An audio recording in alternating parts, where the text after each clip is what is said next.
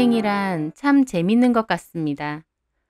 당장은 힘들거나 시련처럼 느껴지는 일도 후에 오히려 복이 되는 경우가 있고, 당장은 너무 좋고 행복한 일도 지나고 보면 불행의 전조가 되기도 하니까요. 그래서 너무 당장 앞만 보고 살지 말라고 하는가 봅니다. 지인의 소개로 그 남자를 만나게 되었습니다. 성격 좋고 다정다감했던 남자이기에 결혼 상대자로도 충분하다고 생각했어요. 제가 특히 그 남자에 대해서 좋게 생각했던 건 아기와 강아지를 좋아한다는 점이었어요. 아기와 강아지 좋아하는 사람 중에 별로인 사람은 없다는 말이 있잖아요. 그 남자는 특히 아기를 굉장히 좋아했어요. 데이트를 하면서도 아기가 보이면 눈을 못 떼고 귀여워할 정도로 아기를 좋아했습니다. 자기는 결혼하면 아기를 많이 낳고 싶다고 했어요. 좋은 아빠가 되고 싶다고도 했고요. 그런 점은 저랑 비슷하기도 했습니다. 저 역시도 아기를 좋아하는 편이에요. 요즘은 결혼하고서도 아기를 안 가지는 경우가 많지만 저는 아기가 꼭 필수라고 생각할 정도로 아기를 좋아합니다. 그렇게 성격과 가치관이 잘 맞았던 그 남자와 저는 1년의 연애 끝에 결혼을 하게 되었어요. 나이도 있고 아기를 빨리 가지고 싶어 했던 저희 부부는 신혼부터 임신 준비를 했습니다. 그런데 너무 간절하면 안 생긴다고 하더니 저희 부부가 그랬어요. 아기가 잘 안 생겼습니다. 처음엔 대수롭지 않았어요. 아기가 쉽게 생기는 경우도 있지만 그렇지 않은 경우도 많으니까요. 그래서 처음엔 조급하게 생각하지 않고 운동도 꾸준히 하고 영양제도 잘 챙겨 먹으면서 배란일도 계산을 하며 아이를 가지려고 노력했습니다. 그런데도 잘 안 생기더라고요. 그 후엔 배란 테스트기도 썼어요. 그걸 쓰고 한 번에 임신된 사람이 많다더라고요. 하지만 분명 배란 테스트기 상으론 수치가 높은데 매번 임신은 되지 않았습니다. 그게 은근히 스트레스가 되더라고요.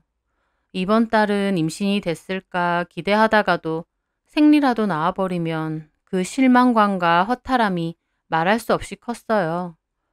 자꾸 집착하게 되니 서로 점차 예민해지게 되었습니다. 그때쯤 제 친구들도 비슷한 시기에 결혼을 많이 해서인지 임신하는 친구들이 많았어요. 그런 걸 옆에서 지켜보자니 더 힘들더라고요. 그리고 1년이 지나면서부터는 시어머니까지 입을 대기 시작하셨어요.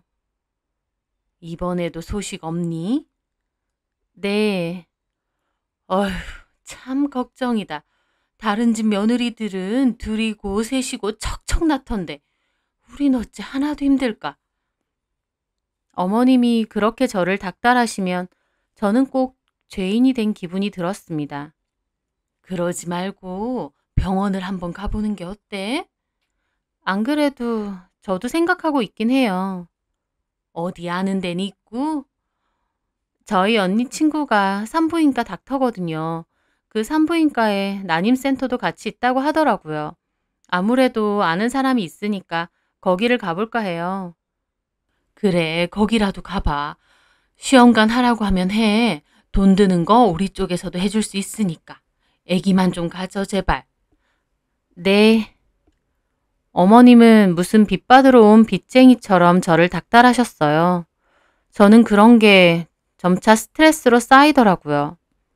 남편한테 이런 얘기를 하면 남편은 듣기 싫어했어요. 엄마도 걱정되니까 그러시는 거 아니야. 아니, 그렇게 나만 쪼으신다고 애가 생기냐고. 아, 시어머니가 다 그렇지 뭘. 뭘 그렇게 예민하게 굴어? 가만 보면 당신도 성격이 너무 예민해서 애가 안 들어서는 것 같아. 말 다 했어? 아니면 나이가 좀 많아서 그런가? 남편은 개념 없는 소리를 잘도 하더라고요. 하, 나 때문인지 당신 때문인지 확실하지도 않은데 아무 말이나 막 하니? 나는 문제 없어. 내가 얼마나 건강한데. 감기 한 번 걸린 적이 없는 사람이야, 내가. 그거랑 뭔 상관인데.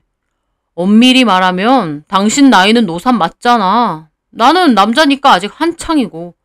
톡 까놓고 당신한테 문제가 있겠지. 나한테 있겠어? 기가 막히더라고요. 임신을 못한다는 이유로 저는 이 집에서 완전 죄인 취급 그 자체였습니다. 저는 하루빨리 난임센터를 가봐야겠다 생각했어요. 도대체 이유가 뭔지 저도 너무 궁금했거든요. 그런데 그 와중에 저희 친정에 일이 생겼습니다. 바로 저희 엄마가 다발성 자궁 근종으로 자궁 적출 수술을 받게 된 거였어요. 수술 후 복통도 계속 있으시고 체력이 확 떨어지듯이 많이 지치신다고 하더라고요. 그러면서 더불어 기분도 많이 우울하다고 하시고요. 저는 엄마가 걱정돼서 자주 찾아뵙고 시간도 자주 보냈습니다. 그런데 남편은 그런 걸로도 눈치를 주더라고요. 또 장모님한테 간 거야? 오랜만에 가서 식사만 하고 온 거야. 휴, 나는 나가서 힘들게 일하고 오는데 자기는 팔자 참 좋다. 내가 벌어온 돈으로 맛있는 거나 먹으러 다니고. 남편은 비아냥거리더라고요. 저도 따졌죠. 내가 일 그만두고 싶어서 그만뒀어? 어머님이 그만두라고 하도 닥달하셔서 마지못해 그만둔 거잖아. 근데 왜 눈치를 줘? 엄마가 왜 그만두라고 하셨겠냐? 집에서 좀 편하게 있으면 애가 좀 들어설까 싶어서 그런 거 아니야. 다른 여자들은 직장 다니면서도 잘도 임신하는데 당신은 아예 상황을 만들어줘도 임신을 못하냐? 진짜 어이가 없더라고요. 남편은 갈수록 저한테 말을 함부로 했습니다. 결혼 전 그 다정다감하고 착하던 남자는 온데간데 없이 사라졌죠. 저는 끓어오르는 속을 참으며 말했습니다. 자꾸 나더러 뭐라고 하는데 좋아. 다음 주에 센터 예약 잡아놨으니까 가서 검사해보자. 진짜 내 잘못인지 검사해보면 알겠지. 그 말에 남편은 짜증을 확 내더라고요. 당신만 받으면 돼. 나는 아무 문제 없으니까. 문제가 있는지 없는지 어떻게 알아? 참나. 남편은 코웃음을 치더라고요.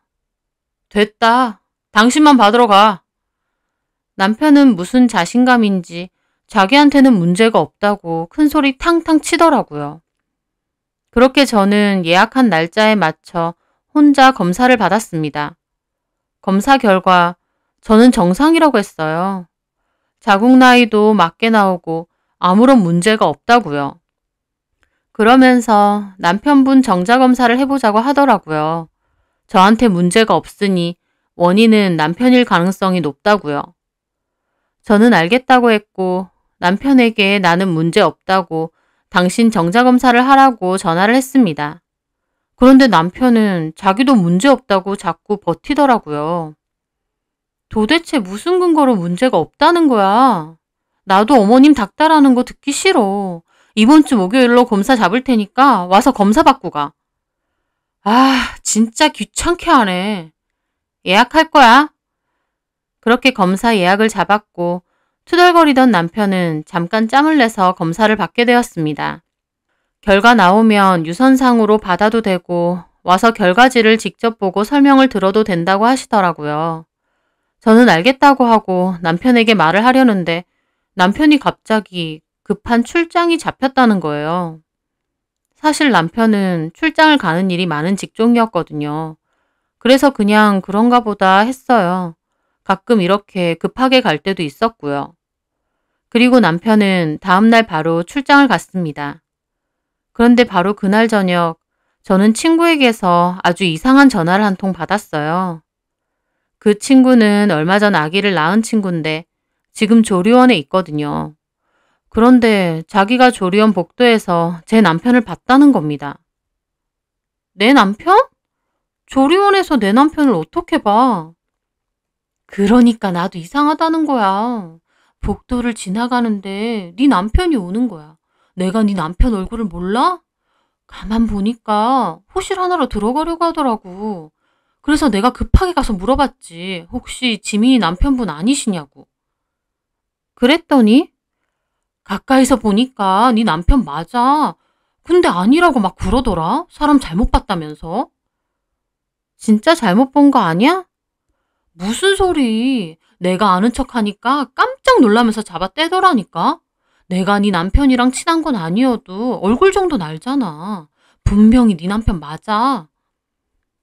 저는 이게 무슨 뚱딴지 같은 소리인가 했어요.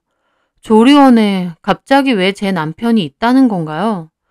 제가 기가 막혀 아무 대답도 못하고 있었습니다. 친구는 조심스럽게 묻더라고요. 여기 남편 말곤 다른 가족은 들어오지도 못하는데 이게 무슨 일이니? 도대체 어떻게 된 거야? 나도 모르겠어. 나한텐 출장 간다고 했는데. 출장은 무슨 901호실로 들어갔거든? 내가 그 여자 나오면 어떤 여잔지 살펴볼게. 친구는 그렇게 전화를 끊었습니다. 저는 너무 머리가 복잡하더라고요. 출장 간다는 남편이 왜 조리원에 있을까? 도대체 누가 있는 조리원일까? 전화를 해봤는데 남편은 전화를 받지 않았어요. 저는 확인하는 대로 전화를 달라고 문자를 남겼고 심란한 기분으로 가만 앉아 있었습니다. 친구가 잘못 받겠지, 아니겠지 생각만 하면서요. 그렇게 몇 시간 동안 머리를 싸매고 있었는데 친구가 다시 전화가 왔어요. 내가 901호 여자 식사 끝나고 급식판 갖다 놓으러 나오는 거 봤거든? 어, 처음 보는 여자야. 보통 수유실에서 수유 같이 하는데 내가 지금 여기 2주 가까이 있는데 처음 본 거 보니 아마 지 방에서 애만 데리고 와서 수유를 하나 봐. 그래? 남편은 안 보이고? 지만 쑥 나와서 급식판만 놓고 가는데 안 보이지. 근데 여자가 좀 어려 보이는 것 같기도 하고. 저는 일단 알겠다고 하고 전화를 끊었어요. 남편은 여전히 전화를 받지 않았고 저한테 전화를 걸지도 않더라고요. 진짜 출장이라면 전화를 받지 않을 이유가 없죠. 그렇게 늦은 시간도 아니고 그렇다고 일할 시간도 아닌데요. 저는 그렇게 뜬 눈으로 밤을 지샜습니다. 그리고 다음 날 점심시간이 가까워지자 남편이 들어왔어요. 남편도 저를 힐끗거리며 들어오더라고요. 출장 잘 갔다 왔어? 출장을 조리원으로 갔다 왔어? 제 말에 남편은 아무런 말도 하지 않았어요. 긍정도 부정도 하지 않더군요. 도대체 누구야?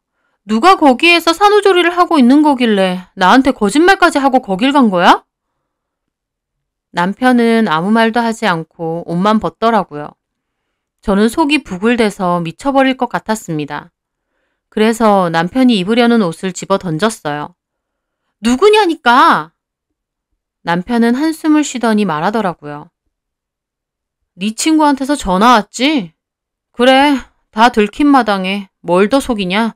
솔직히 말할게. 내 애야. 이런 엄청난 얘기를 무슨 식사 메뉴 말하듯 아무렇지 않게 말하더라고요. 저는 짐작은 했지만 진짜 남편 입으로 들으니 너무 놀라 다리에 힘이 풀렸어요. 가까스로 화장대를 붙잡고 있었죠. 지금 무슨 소리 하는 거야? 네 애라니. 너 결혼한 거 잊었니? 네 앞에 와이프인 나를 두고 무슨 개떡 같은 소리를 하는 거야. 내가 임신한 것도 아닌데 어떻게 네 애가 있어? 미안하다. 이렇게 일을 만들어서. 근데 나도 너무 늦게 알았고 내 새끼까지 가졌다는데 저버릴 수가 없었어. 지금 뭔 소리를 하는 거냐고. 남편은 한숨을 푹 내쉬더니 침대에 털썩 앉더라고요. 실은 결혼 전에 짧게 만났던 여자야. 우리 회사에서 알바하던 앤데 나 결혼할 때쯤 퇴사했고. 결혼 전이라면 저랑 연애할 땐데 그 말인즉슨 양다리였다는 뜻이었습니다. 진짜 어이가 없더라고요. 양다리를 걸쳤다고? 근데 결혼 전에 끝냈었어. 걔도 동의했고. 근데 결혼 생활 중에 한 번 연락이 온 거야. 알바 자리 부탁한다고. 그래서 만나고 밥 먹고 얘기도 하고 그러다가 잤다 이거네? 어쩌다 보니 그렇게 됐어. 저는 내가 듣고 있는 이 얘기가 다 뭔가 싶어서 머리가 어질어질 하더라고요. 남편은 제 눈치를 보거나 미안한 기색 하나 없이 덤덤하게 얘기를 했습니다. 갑자기 얼마 전에 연락 와서 임신했는데 막달이라고, 곧 출산한다고, 내 애라고. 진짜 고민 많이 했어. 근데 곧 출산한다는데 어떡하냐. 결혼 전에 양다리 걸치고 결혼하고 나서 외도하고 밖에서 아기까지 가진 이야기를 정말 아무렇지 않게 한다. 네가 너무 아무렇지 않게 말해서 이게 진짜 아무것도 아닌 것 같은 기분이 들 정도야. 나도 고민 많았어. 근데 상황이 어쩔 수 없잖아. 저는 그 말에 남편의 뺨을 후려쳤습니다. 터진 입이라고 잘도 짓거리더라고요. 남편은 뺨을 맞고 눈이 동그래져서 벌떡 일어나는 거예요. 왜 때려? 왜 때려? 너는 이런 짓을 저질러 놓고 아, 그러세요. 그러면 그 애 잘 키우세요. 이럴 줄 알았니? 상황이 어쩔 수 없었잖아. 내가 알았어? 걔 임신한 걸 알았냐고. 갑자기 출산 전에 연락 온 걸 어떡해? 네가 그런 짓을 저질러 놓고 왜 몰라? 딱 한 번이었어. 근데 그게 임신이 될 줄 알았냐고. 저는 뒷목을 잡으며 말했습니다. 아, 그래서 자신만만했구나. 너는 아무 문제 없으니 임신 안 되는 게 내 문제라는 게 이걸 말한 거였어. 이거 진짜 미친놈이네? 욕은 하지 말자, 지성인들끼리. 지성인? 양다리 걸치고 외도하고 외방자식까지 낳은 주제에 지성인? 너는 폐기물 쓰레기만도 못한 인간이야. 제 말에 남편은 저를 노려보더라고요. 너 진짜 질린다. 톡 까놓고 네가 임신만 했어봐. 내가 그렇게 딴 눈 돌리나. 솔직히 내 임신했다니까 걔한테 마음이 가는 것도 사실이야. 봐봐. 나한텐 아무 문제 없잖아. 걔는 한 번에 임신됐는데 왜 당신은 1년 넘도록 소식이 없냐고. 남편은 그렇게 말하고 밖으로 획 나가더라고요. 저는 진짜 미친 인간인 줄 알았어요. 이런 짓을 저질러 놓고 저한테 미안한 기색도 없이 뻔뻔 그 자체였습니다. 누가 들으면 제가 밖에서 바람피고 애만 들어온 줄 알겠더라고요. 저는 그날 나한테 어떻게 이런 일이 있나 싶어 집에 있는 술을 다 꺼내 진탕 마시고 밤새 울었습니다. 앞으로 뭘 어떻게 해야 할지도 모르겠더라고요. 그렇게 괴로움에 울부짖던 저는 다음날 오후까지 술병 사이에서 기절할 수밖에 없었어요. 일어나 보니 어머님 포함해서 부재중 전화가 잔뜩 쌓여 있더라고요. 저는 어머님께 전화를 걸었습니다. 네. 너 왜 전화를 안 받아? 나 여기 근처 왔는데. 다시 돌아갈 뻔했잖아. 여기 근처라고요? 그래. 애 잘 들어서는 한약 지어왔어. 좀 이따 들어갈 거니까 문 열어. 저는 멍하게 있었고 잠시 후 어머님이 오셨어요. 거실에 엉망진창인 술병들을 보고 어머님은 입이 어디까지 벌어지시더라고요. 너 미쳤니? 집에서 술판 버렸어? 명진이는? 모르겠어요. 뭐? 너 명진이랑 싸웠니? 네. 왜? 왜냐고요? 어머님 아들이요. 바람피고 외방자식까지 낳았거든요. 제 말에 어머님은 멍한 얼굴로 보시더라고요. 뭐라는 거야? 전화해 보세요. 그 여자 조리원에 또 갔는지. 너 차근차근 말해봐. 뭔 소리야? 어머님 아들한테 물어보시라고요. 저는 그렇게 말하다가 어머님이 올려놓은 한약을 봤습니다. 갑자기 미칠 것 같은 기분이 확 들더라고요. 저는 그 한약을 바닥으로 집어 던졌어요. 어머님은 소리를 지르시고요. 저는 그대로 방으로 들어가 문을 잠갔습니다. 어머님은 밖에서 남편에게 전화를 걸어 지민이 제가 미친 것 같다고 하더라고요. 하지만 남편에게 그 일에 대해 다 들었는지 잠시 후 급하게 나가는 소리가 들렸습니다. 저는 베개에 얼굴을 파묻고 펑펑 울었어요. 믿었던 남편에게 보기 좋게 배신당하고 저 혼자 버려진 기분이었죠. 우리 사이의 아기가 아니라 그냥 아기만 있으면 되는 거였나 싶고 비참하고 괴롭더라고요. 그런데 그 이후로 일도 정말 기막히게 이어졌습니다. 그 사실을 전부한 어머님이 저를 불러서 이혼해달라고 하셨거든요. 자기 아들을 나무라고 내연녀를 족치는 게 아니라 저보고 이혼을 해달라고 한 거였어요. 이미 아기도 낳았고 어쩔 수가 없잖아. 차라리 갈라서는 게 낫지 않겠니? 너도 새 출발하고. 어머님 지금 뭐 하시는 거예요? 저만 쫓아내면 다 없던 일이 되는 거예요? 쫓아내는 게 아니라 이미 마음 떠나고 다른 여자랑 애까지 낳은 남자랑 계속 살아서 뭐 할 거야 너도. 차라리 정리하는 게 낫지. 진짜 너무하시네요. 저한테 미안한 마음도 없으세요? 자식을 그런 쓰레기로 키워놓고 미안하다는 말씀도 없으시냐고요. 제 말에 어머님도 발끈하시더라고요. 쓰레기? 너 말 다 했니? 누구더러 쓰레기래? 어머님 아들요. 결혼 전에 양다리 걸치고 결혼하고 나선 외도하고 이제 애까지 만들어 와 놓고선 뻔뻔하게 이혼해달라고요? 참 편리하네요. 허, 솔직한 말로 네가 애 잘 낳고 애 제대로 된 여자였으면 명진이가 왜 바람을 피니? 진작에 네가 임신해 있었으면 명진이가 왜 다른 데 마음을 줬겠냐고. 저는 미치고 팔짝 뛰는 기분으로 따졌어요. 작작 좀 하세요. 저 검사 받았고 아무 문제 없대요. 근데 끝까지 제 탓하시는 거예요? 그러면 명진이 잘못이겠어? 어쨌든 저렇게 애를 가졌는데 그게 자랑이에요? 어디서 소리를 질러? 자랑은 아니지만 어쨌든 다른 여자랑은 금방 애가 들어서는데 너랑은 1년 넘게 애가 안 생겼어. 그러면 누구 잘못이야? 네가 니네 엄마 닮아서 자궁에 문제가 있는 거 아니냐고. 저는 그 말에 정말 꼭지가 돌았습니다. 저희 엄마까지 걸고 넘어지는 거예요. 저는 진짜 어른이고 뭐고 이판사판 버려보자 싶어서 어머님 집을 다 뒤집었어요. 눈앞에 보이는 건 다 던지고 깨부셨죠.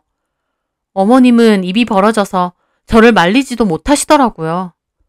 너 미쳤니 진짜? 이런 일 겪고 안 미치는 사람 있으면 나와보라 그래요.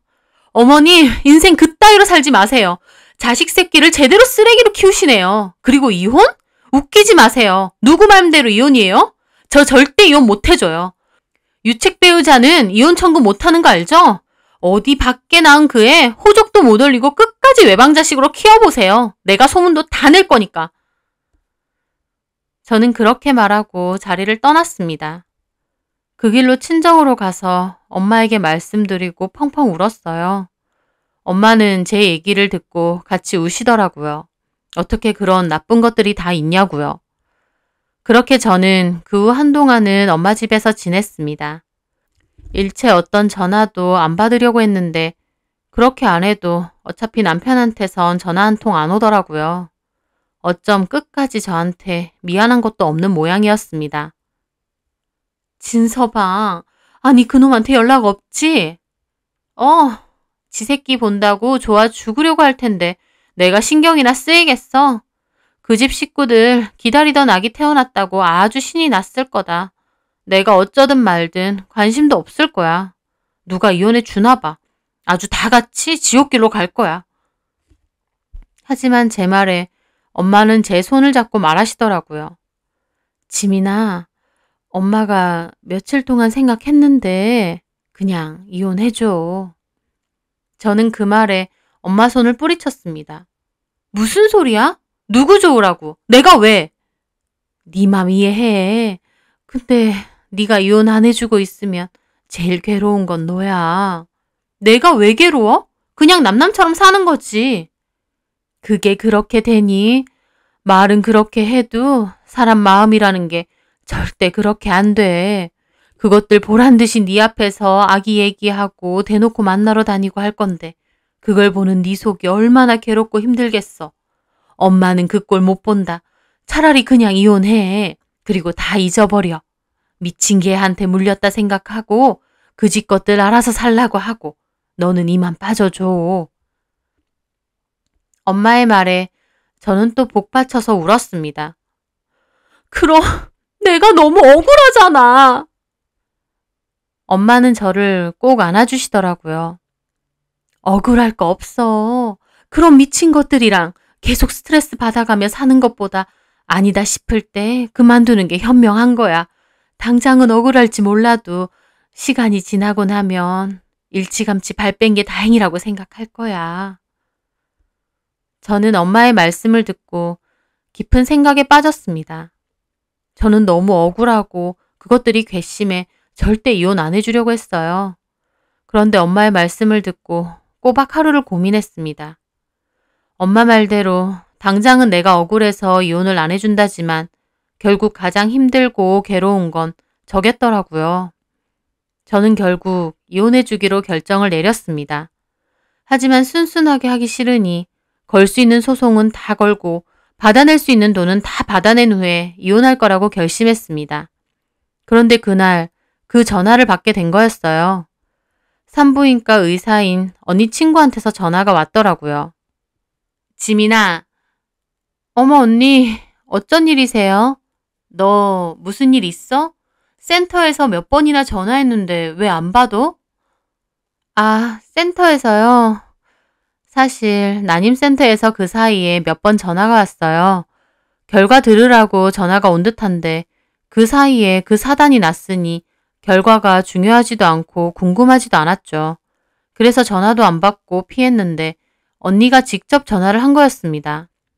저는 필요 없다고 결과지도 폐기해달라고 하려다가 언니가 이상하게 생각할 것 같아서 그냥 전화로 알려달라고 했어요. 언니는 알겠다고 하면서 센터에서 전화 다시 갈 거라고 꼭 받으라고 했습니다. 심란한 기분으로 있는데 잠시 후 센터에서 다시 전화가 왔더라고요. 그런데 그 전화를 받고 저는 충격으로 한참 동안 입이 다물어지지 않았습니다. 왜냐고요? 센터에서 전화가 와서 한다는 소리가 남편이 극희소정자라는 겁니다. 정자 수도 운동성도 정상 정자 비율조차도 측정 안 될 정도로 극소수로 검출되는 정자를 말한다며 자동 판독기에도 검출이 안 돼서 겨우 농축해서 사람이 직접 현미경으로 살펴봤는데 이 극소수의 정자마저도 움직이지 않는다고요. 이 정도 상태면 자연 임신은 거의 어렵다고 봐야 되고 시험관 아기를 차라리 해보라는 겁니다. 한마디로 남편은 무정자증에 가까워 자연 임신이 어렵다는 겁니다. 저는 들으면서도 얼떨떨 하더라고요. 외방 자식까지 낳아서 나한테 이혼을 요구하는 남편. 그런데 정작 남편의 상태는 무정자증이라니요. 그럼 도대체 그 아이는 누구의 아이란 말인가요? 제가 진짜 자연 임신이 어렵냐니까 센터에서는 그렇다고 하면서 결과지를 보고 싶으시면 와서 받아가라고 하더라고요. 저는 그 길로 병원에 갔고 결과지를 받았습니다. 센터에서는 조심스럽게 시험관을 권하더라고요. 보통 이런 상태면 자연 임신이 되기는 좀 힘들 것 같다고요.